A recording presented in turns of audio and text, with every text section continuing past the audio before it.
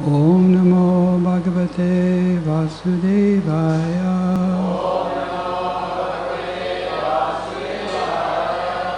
Om Namo Bhagavate Vasudevaya.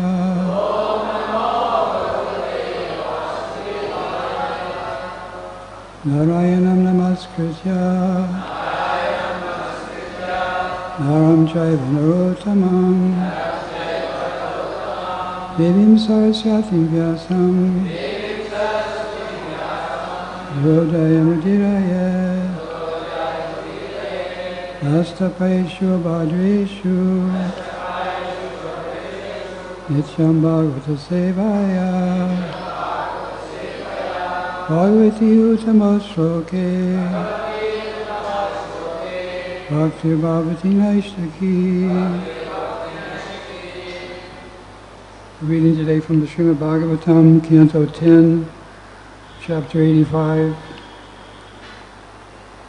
Text 21.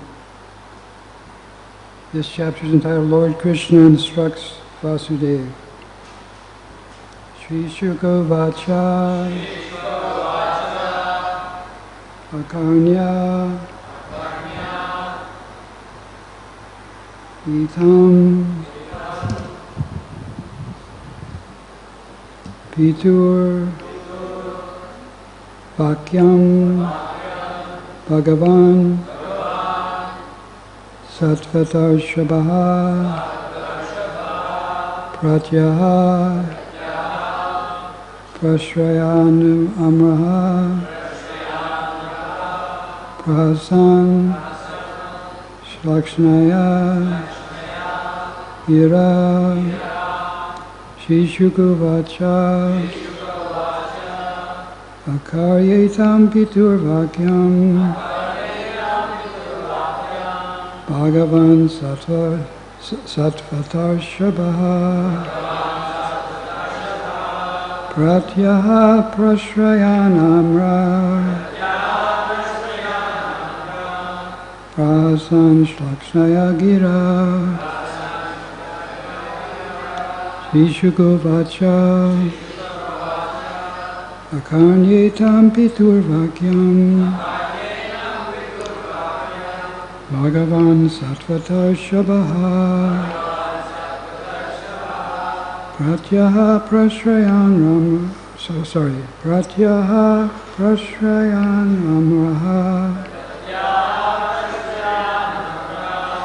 prahasan ślakṣṇayā girā śrī-śuka ākarṇyetthaṁ pitur vākyam bhagavān sātvatarṣabhaḥ pratyāha praśrayānamraḥ prahasan ślakṣṇayā girā.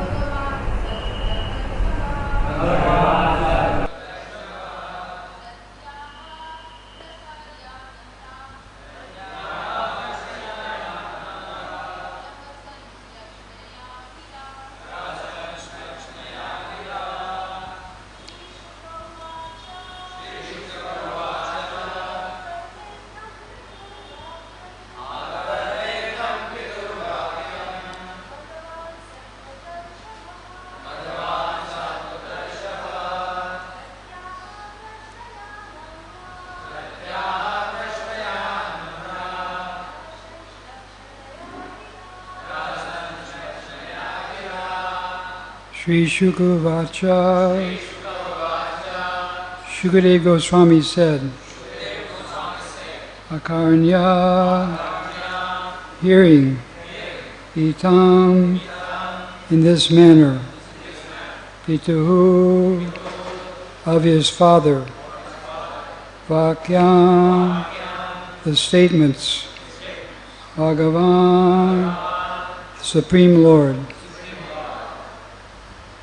sātvata-ṛṣabhaḥ, best of the Yadus, pratyāha, replied, praśrayānamraḥ, with humility,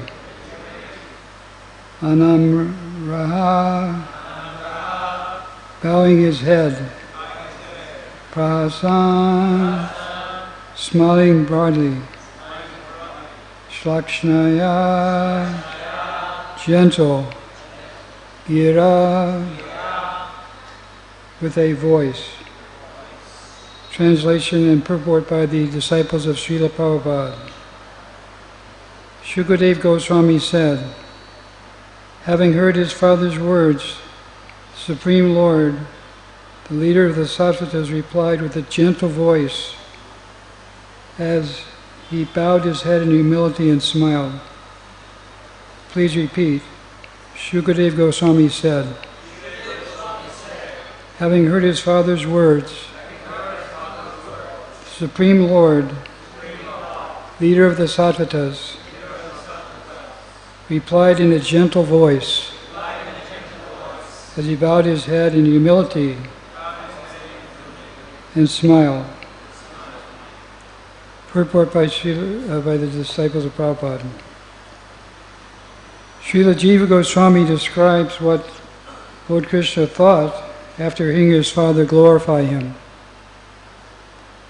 Vasudeva has been honored with the eternal role of my father, something even demigods like Brahma cannot aspire for. Therefore, he shouldn't be absorbed in thinking of me, of my godly aspects. Moreover, his reverence greatly embarrasses me. It was to avoid this very situation that after killing Kamsa,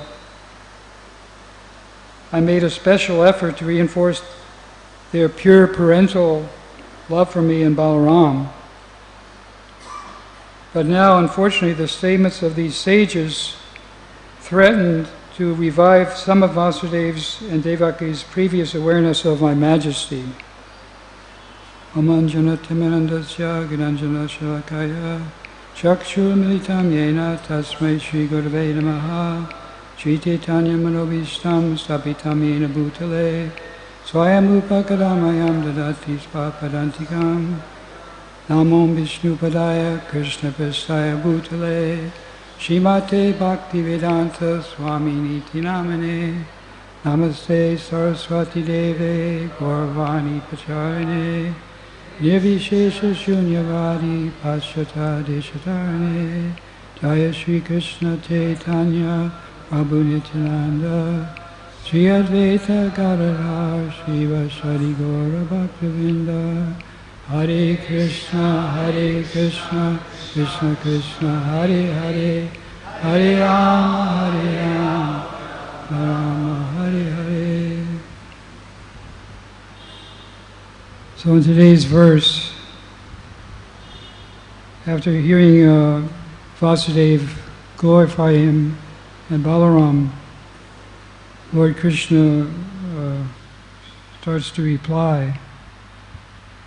And unfortunately, as Jiva Goswami points out in the purport, Krishna was wanting to be more seeing the intimate parental affection of his father Vasudeva, but having been influenced by the sages at Kurukshetra who were in a kind of an awe and reverence mood, this reinforced the Aishvarya mood of Krishna's father. So Krishna doesn't act like God here. Krishna is trying to help Vasudeva have these intimate feelings of parental affection. But Vasudeva as having trouble seeing Krishna as his son and not the Supreme Personality of Godhead. So Krishna is described to have praśrayā. He acts with humility. He bows down as a son would before his father. And he smiles broadly. And his voice is very gentle. It's not like some booming voice from the clouds. It's like the voice of a son speaking to his father. So even though Krishna has that feature, being this loving childhood boy, from the very beginning, Vasudeva and Devaki had a hard time giving up the awe and reverence. The very first time they got Krishna's darshan in the prison house of Kamsa, Krishna appeared in the four-handed form, and he told them about their previous lives, and they knew that he was God. So they're saying how well begun is half done, so they started off on the wrong foot. They didn't start off very well. If they wanted to be like Nanda and Yashoda, having a very intimate, loving relationship. But it was Krishna's arrangement. Krishna wanted to show the world that he wasn't an ordinary person. So he appeared like this to Devaki and Vasudeva. So they paid the price for this by not having a hard time having these pure parental feelings. So in this purport, Śukadeva Gosvāmī refers to what Krishna calls a special effort after Krishna killed Kamsa at Mathura. He, of course, he killed so many people. He killed the elephant Kuvalyapita. He killed the wrestlers Shanur, and Balaram killed Mustika. And some other wrestlers came and attacked Krishna. They would kill those wrestlers. Then they killed Kamsa, and then some Kamsa's brothers, I think, came and tried to attack Krishna. They killed them. So even though Krishna, before the wrestling match started, everybody was seeing Krishna as a cute little boy, and Balaram as, I think these big wrestlers are too big and strong for Krishna. They were seeing Krishna as a regular boy, but then when Krishna killed them so easily, it kind of made the average resident of Vrindavan astounded. But because Vasudeva and Devaki started off by really strongly identifying Krishna as the Supreme Personality of Godhead, it didn't take much for them to see him as God again. So Krishna and Balaram freed Devaki, and Vasudeva had been imprisoned.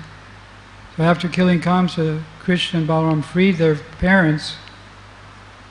And it's very interesting how it's described in the 44th chapter of the 10th canto, how now knowing their sons to be the lords of the universe, Devaki and Vasudeva simply stood and joined their palms. It describes how they did not embrace their sons. So here was their chance to get intimate with their darling Krishna and Balaram. They'd been imprisoned by Kamsa. They'd been, worried about Krishna winning, not being killed by the wrestlers, and now Krishna and Balaram emerged victorious and were freeing them, and Krishna bowed his head in humility at that time also. But Krishna acted like a son, but it's described they did not embrace their son. They knew that he was the Lord of the universe. And it's described that they were shankito, they were apprehensive. So here's the time when the parent should be totally happy, totally relaxed. I'm sure we can be assured that if Krishna freed Nanda and Yashoda from some prison house, they would instantly embrace, and they'd be very happy. and it wouldn't be apprehensive. But this is a special problem that Vasudeva and Devaki had. They had a conflict of emotions. On one hand, they had the emotion of Aishvarya, respecting the Lord's majesty and power and greatness. On the other hand, they had, as parents, they had the desire to have a very loving, intimate relationship with their children. But this is sort of like Arjuna in the Bhagavad Gita. He had a conflict of emotions and feelings. He was not a coward. He loved to fight for a righteous cause. And so normally he had no trouble going on a battlefield, like a book distributor may have no trouble going out and distributing the books normally, but maybe if his mind is disturbed, he might have a harder time sometimes. So Arjuna was ready to, in the beginning he was ready to fight. And he asked Krishna, he wanted to see the armies more closely. So it's described, Bhishma Drona Pramukhataha. Pramukhataha means right in front of, so somehow by Krishna's arrangement, the way that Krishna brought Arjuna up in the battle formation, we saw Bhishma and Dronacharya, his respected martial arts teacher and grandsire. So the objects of his attachment were right before his eyes. So sometimes in life, Krishna wants us to renounce this material world and have no other desires but to be with him in the Goloka Vrindavan, in the spiritual world. But along the way, we have to show Krishna that we want him more than anything else. So Krishna will sometimes arrange for things that we're attracted to appear right before our eyes. And this is so many tests that we have to pass in this material world. So Krishna brought these respected elders before him.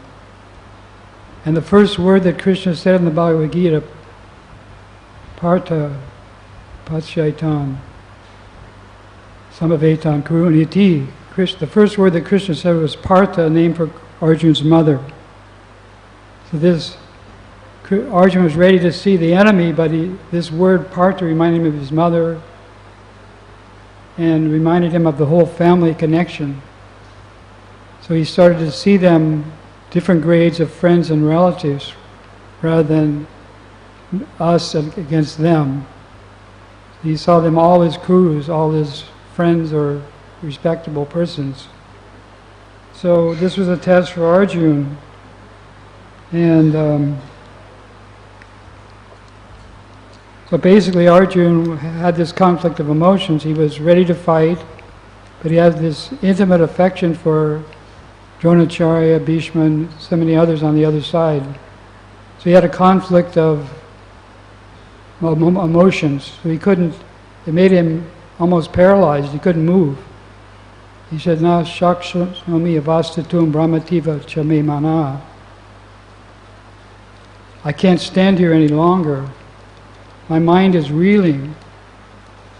Nimitani shami viparitani keshava. I see only causes of misfortune. Viparitani means the opposite of what you expect. So usually it's a win-win. A Kshatriya will come to the battlefield, you either be victorious and enjoy victory, or you'll die and go to the heavenly planets. So it's usually a win-win. But for Arjuna it was a lose-lose. Whatever he does, he's going to lose. He'll either lose the fight, or he won't even fight and everybody will call him a coward, or he'll win the fight and he'll kill his loved ones. So it's lose, lose, lose. There's a lot of losings in there. So he has this conflict of emotions. So intimacy is okay, but it depends on time, place, and circumstance. Prabhupada points out that this is not the right attitude for a Kshatriya, to diplomatic, or to try to see in a peaceful way on the battlefield, to be peaceful. So Arjuna had to be raised out of this emotional conflict that he was in. So it's described that when he finally surrendered to Krishna, he said, "Shishyasteham shadimam tvam prapanam." Now I'm your disciple, I'm surrendered, soul surrendered unto you. So Prabhupada said that Krishna smiled at that time. Today's words, Krishna smiled, prahasan. He smiled when he faced his parents. And he smiled when Arjuna surrendered. And Prabhupada explains that Krishna was happy that Arjuna was choosing, rather than be a friend, to be a disciple. Now, in one sense, that's a step backwards, because if all we're thinking of that's important is intimacy, then Arjuna was more intimate with Krishna as a friend, but Arjuna wasn't qualified.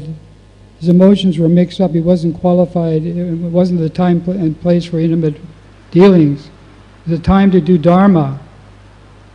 So Krishna was happy that he came to this more serious state of mind, more serious than a friendly talk. And Prabhupada explains that talks between the spiritual master and disciple are serious. So when he became serious, then he could understand about duty and dharma and rise above his conflict of emotions, which had sort of paralyzed him. He couldn't move.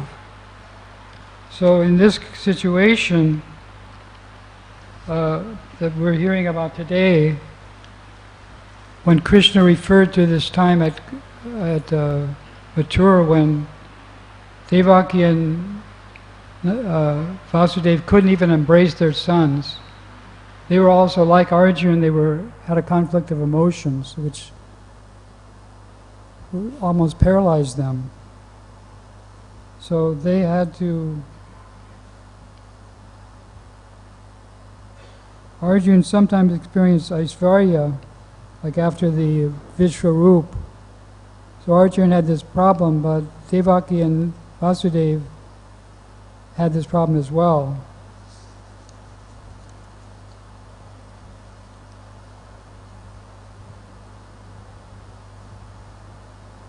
So devotees naturally, in our tradition of Gaudiya Vaishnavism, there's a description that there's these various rasas with Krishna: Shanta, Dasya, Sakya, Vatsalya, and Madhurya.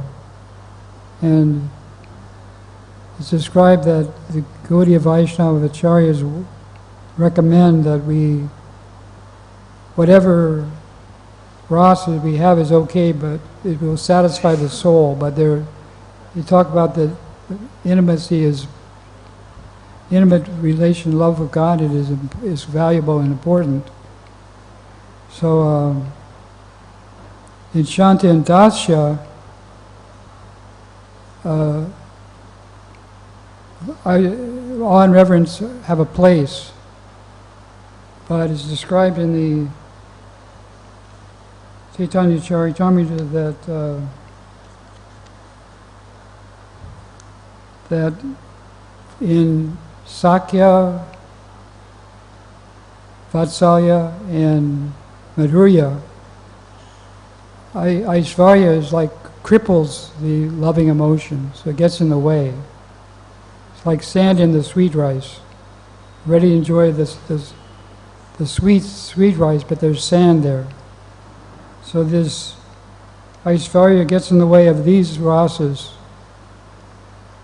So that's the problem.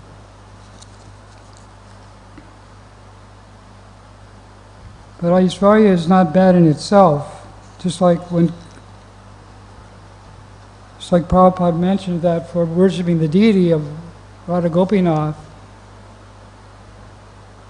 we shouldn't assume that we're on the highest platform of spontaneous love of Krishna. So Prabhupada explained that we should worship the deity in the mood of Lakshmi Narayan.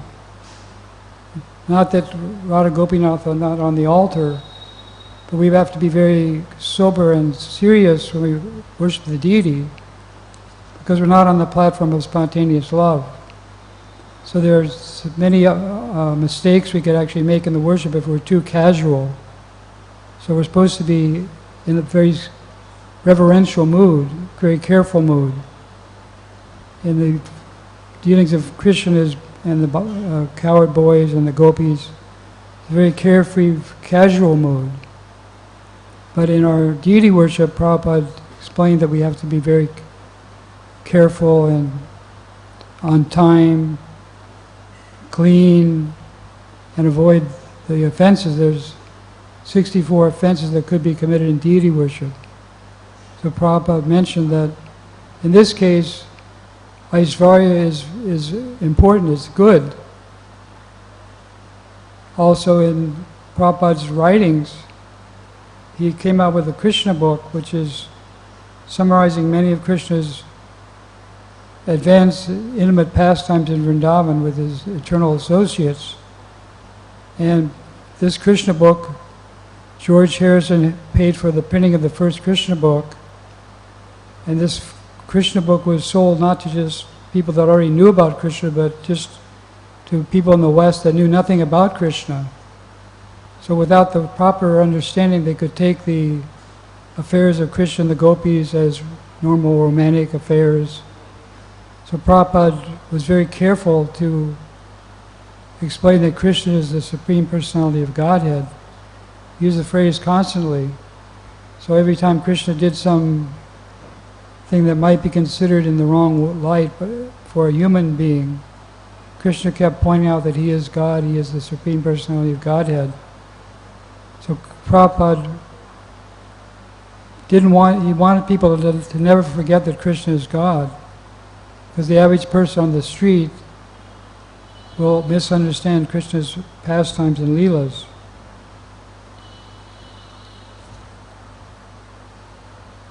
So there was many times when a little bit of seriousness, or it can be with the spiritual master as well. There's a saying, familiarity breeds contempt. So if we take the spiritual master as an ordinary person or too casual with the spiritual master, we don't have a little bit of Aishvarya or gravity, then we may make offenses to the spiritual master. Of course, everything in spiritual life balance is important.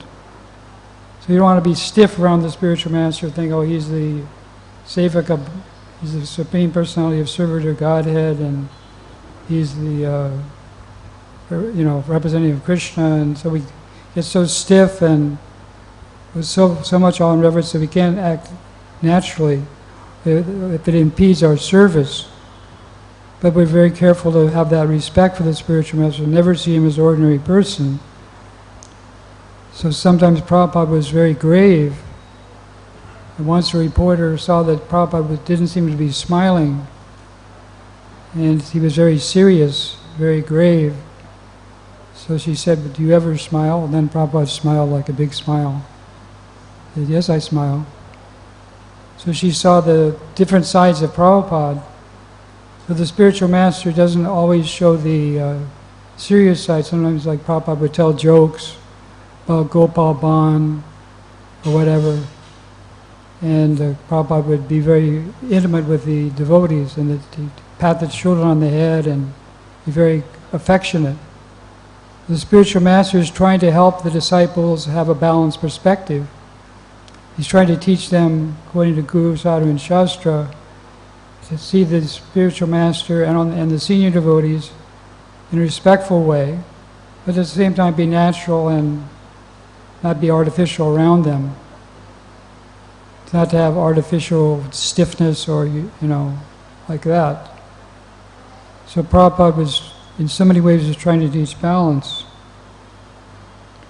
So getting back to Vasudeva and Devaki, the verses in the scriptures that describe how only the residents of Vrindavan, the cowherd boys, the gopis, the cows, Nanda and Yashoda, they have this rag marg, this spontaneous devotion, as part of the quality of Vrindavan. And outside of Vrindavan, it's not the right place for this spontaneous, loving mood. And the devotees of Vrindavan are described as kevala rati. They can see the miracles of the glories of the opulences of Krishna, yet they still feel equal to him, intimate with him. Like Mother Yashoda sees the universal form in Krishna's mouth, and maybe for one split second she thinks, oh, this is amazing, but then her predominant mood kicks back in, and she's again his mother. Whereas the predominant mood of Devaki and Vasudeva is Aishvarya. They're trying to have this other mood, but then the Aishvarya kicks it back into their consciousness. So, in this case, Krishna is smiling when he looks at his parents, his father having this Aishvarya mood. So it's hard to tell why Krishna is smiling. Krishna is Gambhira, he's very deep. But he could be smiling because it's kind of ironic that Vasudeva keeps trying to have this intimate mood, but he doesn't seem to be able to do it. But there's many reasons he's not. He's not in Vrindavan, where everything is very simple. Nanda Maharaj is a Vaishya, he takes care of the cows, there's not a lot of politics. A big political leader like Hamsa is not causing trouble in Vrindavan, except when, he does send demons there, but Kamsa doesn't spend much time in Vrindavan himself. But Kamsa spends a lot of time in Mathura, and Vasudeva is a king, he has all this opulence. So it's hard for an opulent king to have this simple mood of Vrindavan. Like when Devaki and Vasudeva got married, the father of Devaki gave a big dowry. 400 elephants, 1,500 horses, decorated horses, 1,800 chariots. So imagine with that kind of opulence how difficult it would be to have this simple mood of Vrindavan. I was thinking, what if some rich man in Bombay, like a Birla or a Hinduja, donated 400 elephants to the Radha Gopinath Mandir on Janmashtami? He said, my only request is you take good care of the elephants. So here this temple has a kind of simple mood with a lot of brahmacharis. Live simply, you have little lockers. But what if we had to take care of 400 elephants here in the temple? Maybe each devotee would be assigned 3 or 4 elephants, so you have to see that these elephants are fed and taken care of and bathed every day. And the simplicity of the brahmachari life would be seriously threatened. So the opulence of Vasudeva and Devaki made it harder for them to have the simple, intimate mood of the residents of Vrindavan. In fact, it's described that in Mathura and Dwarka and Vaikuntha, these are not the places for this rag marg, this spontaneous devotion, where people will see Krishna as an equal and not get this Aishvarya mood. Even in Kurukshetra, the gopis, when they went for the lunar eclipse, they found it frustrating because it was not Vrindavan. They couldn't have the same pastimes with Krishna in the groves of Vrindavan and the Yamuna. They were in a kind of a different place. So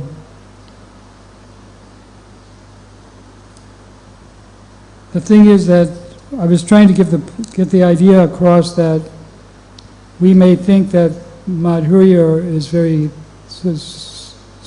is so much superior, but Aishvarya has a place as well.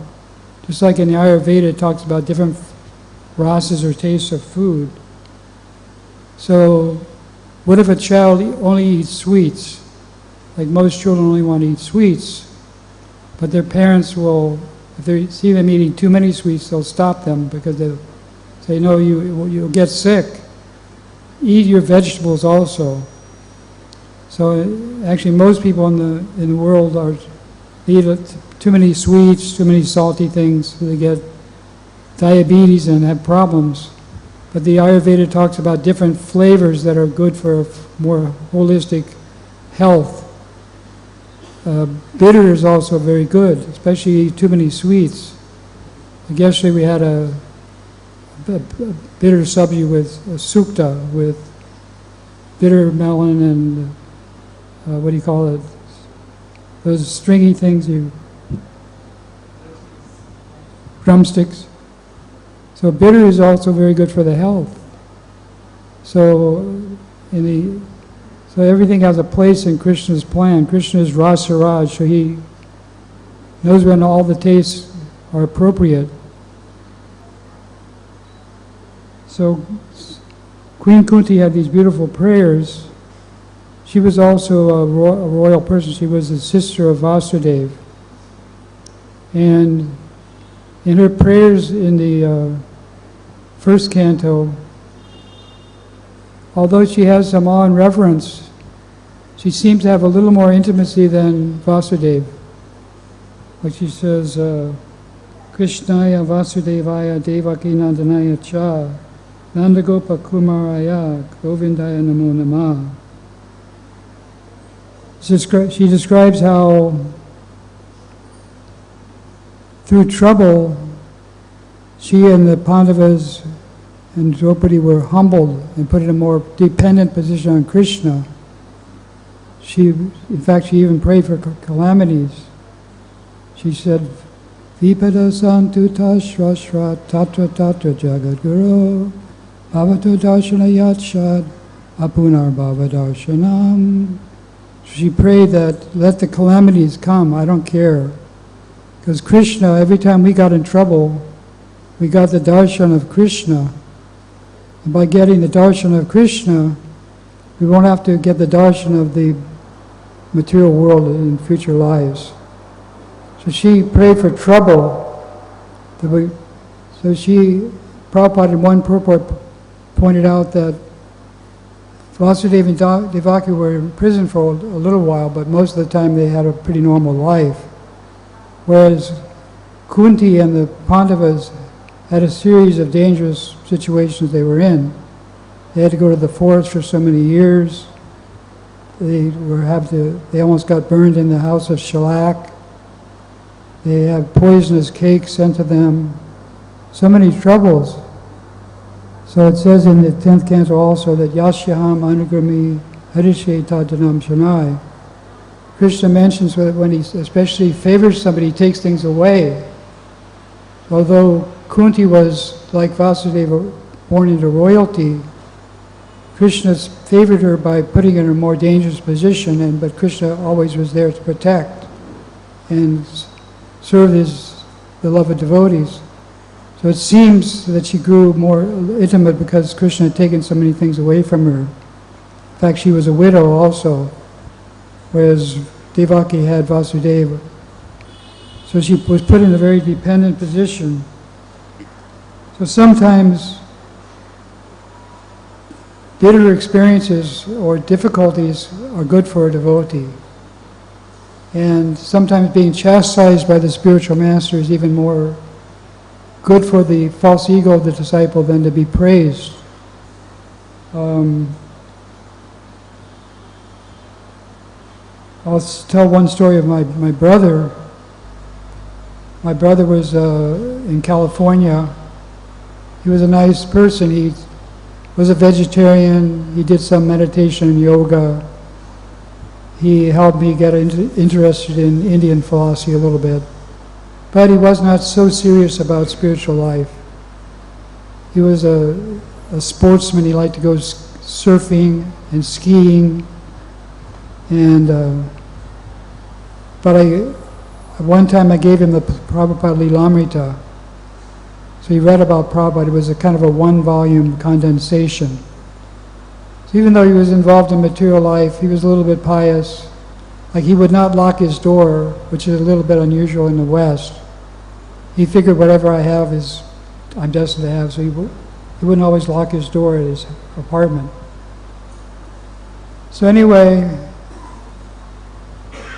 he got cancer from the sun called melanoma and died within a year after reading the Lilamrita. But when that happened, I thought, it's not bad. Now, why did I think it was not bad? Because around the same time, he got a new girlfriend. In America, they don't always have arranged marriages. So he got a new girlfriend who was a meat eater. She ate meat, and she loved to cook. So she turned my brother from a vegetarian into meat eater again. And whatever spiritual things he was doing were less because of her. And they were planning to get married. So then my brother came down with cancer. Now I should say that my brother's, after reading the Lilamrita, he said, I don't think I can be a Hare Krishna devotee like you. But after reading about Prabhupada, I really respect what you're doing. I think that Prabhupada is a very great personality. So he had appreciation for Krishna's pure devotee. When somebody appreciates Krishna's pure devotee, they're not exactly a materialist in the same way they were before. Prabhupada said if someone just touches the books, they'll never be the same again, let alone read the books, let alone appreciate Krishna's pure devotee. And because my brother appreciated Prabhupada, I believe that Krishna helped him, because if he would have been married to this girl for the next 30 or 40 years. He was about 38 years old when he died. He was very healthy, very athletic. But Krishna saved him from 40 years of eating meat with this lady by taking him out of this body quicker. So we have to see that Yasham Anugarmi Harishetat. Krishna helps people that want to come a step closer to him by taking things away sometimes. So Krishna took away his health, took away his life. But it's kind of funny that it's not funny, but he was getting chemotherapy and radiation, and his hair fell out. My mother was helping him, and he said, look, I didn't plan to become a Hare Krishna like my brother, but look at me now, my hair's falling out. So he had a sense that Krishna was taking things away. He was thinking about Krishna a little bit. So maybe now, rather than being with this lady eating meat, he's already taken birth again in a devotee family. So we should understand that bitter experiences or trouble are sometimes have a purpose in Krishna's plan. And before I was a devotee, I was a transcendental meditation teacher for about 10 I was involved in this process for about 10 years, which was more impersonal than Krishna Consciousness, not as satisfying to the soul. But I got, my high school wrestling coach gave me Prabhupada's Bhagavad Gita as it is. Then later a devotee gave me a Back to Godhead magazine. In the Back to Godhead magazine was an article about Prabhupada, and Prabhupada was commenting on Queen Kunti. And it happened that it was the same prayer where Kunti prays for calamities. So I memorized these words, Vipata Santu Tashrasrat. I memorized that verse, even though I was not a devotee or anything. I used to like it, and I used to think, in transcendental meditation, they say if you meditate, then everything will go better. Your business will go better, your family will go better, your health will go better, your material life will go better, your spiritual life will go better. They say everything will go good. But this great devotee, Queen Kunti, she's praying for trouble. Sometimes, if it'll connect her with Krishna. I was thinking, this is very amazing. Very brave attitude of Kunti to pray for trouble. So I admired her for doing it, but I thought, I can't pray like that myself. I'm not that fearless. But I so admired her sentiment that I learned this song. I was working at a meditation academy in New York, and it was doing voluntary seva in the wintertime, and there was snow and ice on the ground. They had a printing press, and I had to carry some printed materials, like they had some kind of printing plates or something on, I don't know about printing, but it was the old system of printing, so I was on kind of wet ice carrying this stuff, and I didn't want it to fall on the snow. and I slipped, and I fell. I kind of didn't want it to get wet, so I landed like this. There was a brick under the snow, so I hit my lower part of my body with the brick. Then that day when I went to the toilet, there was some blood in the toilet. So I went to the head of the place, and he said, well, we can't take care of you here. We're not set up for medical, so you have to go home to your parents. So my parents were in Los Angeles, so I went home very quickly. I got a flight, and that's where the temple was of Hare Krishna. And as soon as I got on the plane, I started to feel like I'm getting better. And my mother said, you better be telling the truth. You better really have an injury, because that my parents paid for my ticket. So I'm flying in the flight. As soon as I get on the plane, I start to feel good. And then I thought, maybe Krishna heard my prayer, of, like Queen Kunti, maybe causes trouble to get me closer to him. Then when I got to LA, I went to the temple and met various devotees, which helped me come to Krishna Consciousness. So for me, a bad thing that happened was actually good in Krishna's eyes, in Krishna's plan. So we should understand that any difficulties we have, are purifying experiences. I guess we can end here. Did anybody have any comments or questions?